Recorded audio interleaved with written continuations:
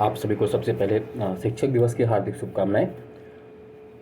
और आशा है कि ये वर्ष आपके लिए बहुत फलदायी और सुखदायी होने वाला साबित है और अगले वर्ष तक आप लोग भी इन उच्च श्रेणी के इन सम्मानित वर्ग में शामिल होने के लिए तैयार रहेंगे। चलिए तो आइए हम आज बात करते हैं जो बहुप्रतीक्षित और आपके लिए बहुप्रत्याशित वैकेंसी है जिसका इंतज़ार आप सभी को है। मैंने हालांकि पहले भी कहा था और फिर जब मैंने कहा था कि जीडीसी वाली भर्ती आने वाली तो उसी के संबंध में आज हम बात करेंगे।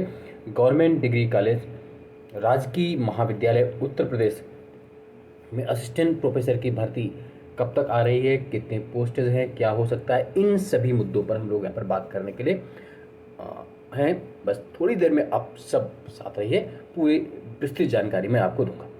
देखिए, राजकीय महाविद्यालयों में होगी असिस्टेंट प्रोफेसर की भर्ती। राजकीय महाविद्यालय आप जानते हैं गवर्नमेंट डिग्री कॉलेज।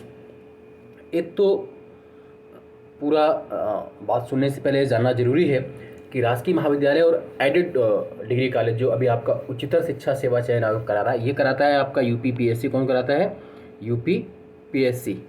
और जो अभी भर्ती आपकी चल रही वो कराता है यूपीएचईसी, HEHC, Uttar Pradesh higher education commission, है ना। उत्तर प्रदेश लोक सेवा आयोग कराता है आपका जीडीसी गवर्नमेंट डिग्री कॉलेज में, और उत्तर प्रदेश उच्चतर शिक्षा सेवा चयन आयोग कराता है आपका एडेड कॉलेज। अंतर क्या होता है कि जीडीसी में जब आप आते हैं तो आप गवर्नमेंट प्रोफेसर होते हैं, राजकीय प्रोफेसर कहलाते हैं। इसमें एडेड अंतर जो मेन बेसिक ये है कि जीडीसी में अगर आप आते हैं तो आपको क्लास 1 गस्टेड, है ना, राजपत्रित पोस्ट ये आपकी होती है, जबकि जो आपका यूपीएचईसी में है ये आपकी गस्टेड पोस्ट नहीं होती।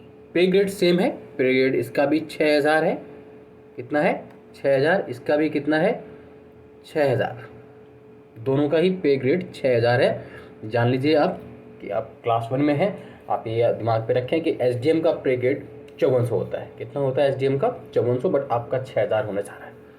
तो एक अंतर ये है कि जो एडेड कॉलेज के प्रोफेसर्स हैं उन्हें आप क्लास 1 गस्टेड प्रोफेसर्स नहीं कहते हैं, जबकि राजकीय डिग्री कॉलेज के क्लास 1 गस्टेड प्रोफेसर होते हैं।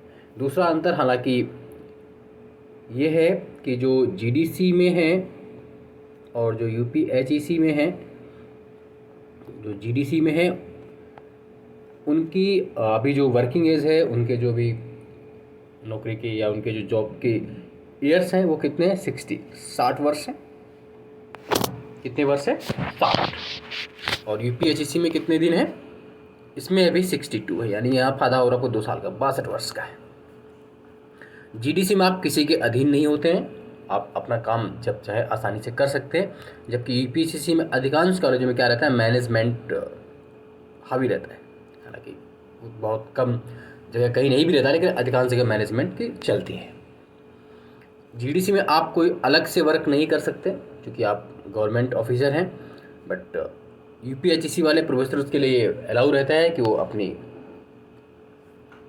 टीचिंग के बाद अन्य कोई भी काम वो करने के लिए फ्री रहते हैं, जैसे इलेक्शन लड़ना, चुनाव लड़ना आदि भी वो काम करते हैं। तो बेसिक मोटो यही है। लेकिन जीडीसी में, है ना, अंतर यही है कि आप एक क्लास 1 गस्टेड ऑफिसर्स होते हैं और इसमें नहीं होते। और जितने भी उच्च शिक्षा में अधिकारी बनते हैं वो सब बेसिकली बाद में जीडीसी से ही बनते हैं। किससे बनते हैं? जीडीसी से ही बनते हैं, गवर्नमेंट डिग्री कॉलेज से बनते हैं, चाहे वो उच्च शिक्षा निदेशक हों, चाहे वो क्षेत्रीय शिक्षा अधिकारी हों। नॉर्मली 99% आपके इसी में से बनते हैं। तो एक अच्छी पोस्ट है, क्लास 1 गस्टेड पोस्ट है, समूह का राजपत्रित अधिकारी वाली पोस्ट। चलिए आइए बात कर लेते हैं पूरा क्या है, कितनी पोस्टें आ रही, क्या योग्यता है, इन सब पर। प्रदेश भर के राजकीय महाविद्यालयों में करीब 400 असिस्टेंट प्रोफेसरों की भर्ती होगी। कितनी? 400।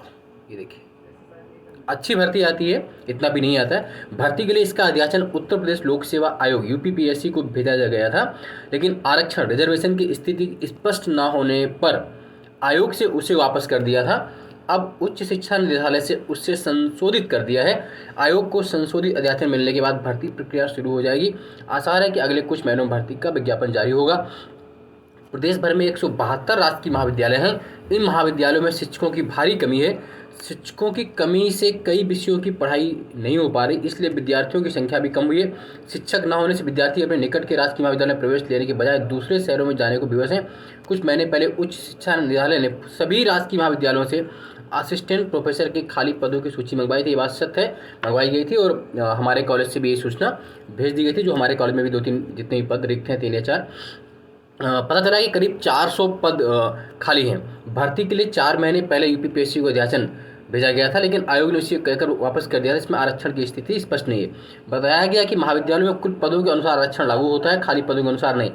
इसलिए जिस वर्ग की सीट खाली है उसकी भर्ती की जाएगी। इसे स्पष्ट करते हुए शासन को भेज दिया गया है। शासन से संशोधित अध्याचन मिलने के बाद आयोग से भर्ती प्रक्रिया शुरू हो जाएगी। आइए अब हम लोग मोटी मोटी यहाँ पर बात अगर समझते हैं तो टोटल पोस्टें कितनी है आपकी? 400, 400 पद हैं, कुल 400 पद हैं और लगभग अभी और भी बढ़ सकते हैं, लेकिन 400 पद भी चूँकि जीडीसी में इतनी ही पोस्टें हैं तो बहुत बड़ी बात होती है, क्योंकि कम पोस्टें आती बट अच्छे पोस्टें आपके लिए। अब योग्यता क्या होगी? एक तो नेट आप क्वालिफाई हों, नेट या पीएचडी। जो पीएचडी वाले हैं वो भी पीजी मस्ट है, पीजी तो चाहिए है ना। पीजी के बिना तो आप नेट पीएचडी हो नहीं सकते। तो पीजी सुसंगत विषय मतलब जिस विषय में आप बनना चाह रहे हैं आप उस विषय में पीजी हो, पोस्ट ग्रेजुएशन हो, आपका पढ़ाई स्नातक हो। और उसके साथ साथ अभी जो है अगर आप पीजी प्लस नेट हैं तब भी फॉर्म भर सकते हैं, या पीजी प्लस पीएचडी होल्डर हैं तो भी फॉर्म भर सकते हैं। अपेयरिंग वाले फॉर्म नहीं भर सकते, आप बार बार मत पूछें। जिनका भी नेट क्लियर है वो फॉर्म भर पाएंगे, अदरवाइज वो फॉर्म नहीं भर पाएंगे, या जिनकी पीएचडी कंप्लीट है वो। अभी शासन ने छूट दे रखी है इस वर्ष, तो उसका लाभ उठाइए। भविष्य में क्या होगा वो बात की बात है, बट अभी क्या स्थिति है कि अभी यूजीसी से रिकमेंडेशन में लेकर के 1 वर्ष के लिए नेट वालों को भी अवेलेबल। पहले क्या था कि पीएचडी वाले फिर नेट वाले फिर दोनों। तो अभी इन दोनों में से अगर कोई योग्यता आपके पास है, नेट अथवा पीएचडी या जेआरएफ जो भी है, तो आप हम अप्लाई कर पाएंगे, कोई डाउट नहीं। रही बात पदों की संख्या, तो लगभग 400 प्लस 400 पोस्ट हैं और आपका विज्ञापन ये अक्टूबर में आपका विज्ञापन आ जाएगा, अक्टूबर में आ जाएगा। और इस वर्ष और आप ये जानते हैं कि जो उसकी भर्ती प्रक्रिया है, एक स्क्रीनिंग एग्जाम होता है, screening exam then interview based होता है। स्क्रीनिंग एग्जाम कितने नंबर का होता है आप जानते हैं? 100 का होता है। 100 में 70 आपके सब्जेक्ट्स के क्वेश्चन होते हैं और 30 क्वेश्चन आपके जीएस के होते हैं। तो बहुत मोटो आपका इसमें करता है कि आप कितना बेहतर कर पाते हैं, है ना। बाकी में अगर हम देखते हैं तो अलग कंडीशंस होती हैं, यहाँ पर अलग कंडीशंस होती हैं। प्रक्रिया सिर्फ मैथ विषय के लिए है, किसमें? मैथ के लिए। अगले जो अन्य विषय हैं मैथ को छोड़ करके उनमें 120 का रेशियो, कितने का? 120 का। तो 90-30 कितना? 90-30। 90 आपके सब्जेक्ट के होंगे, 30 आपके जीएस के होंगे। मैथ्स को छोड़ करके सभी विषयों में ये प्रक्रिया लागू होगी। मैथ में 100 वाला सिस्टम था, गणित को छोड़ करके बाकी चाहे हिस्ट्री हो, ज्योग्राफी हो, हिंदी हो, पॉलिटी हो, कुछ भी हो, उन सब्जेक्ट के लिए 120 है। 90 आपके सब्जेक्ट के, 30 आपके जीएस के। और जीएस में भी आपको लगभग 27-28 प्लस क्वेश्चन करने, 25 प्लस क्वेश्चन करने ही करने सब्जेक्ट में, तब जा करके आप स्क्रीन। हाँ, इसमें क्या है कि इस अभी तक हालांकि प्रक्रिया बदलने की बात चल रही है आयोग में, अभी लागू नहीं हुआ, फिर भी मैं बता दूं अभी क्या चल रहा है कि अभी जो स्थिति है कि अभी के हिसाब से इनके मार्क्स नहीं जुड़ते हैं। ये स्क्रीन एग्जाम होता है, इसको क्वालिफाई करने के बाद सीधे इंटरव्यू साक्षात्कार के बेस पर आपका सिलेक्शन हुआ। जब मेरा हुआ था तब यही सिस्टम था।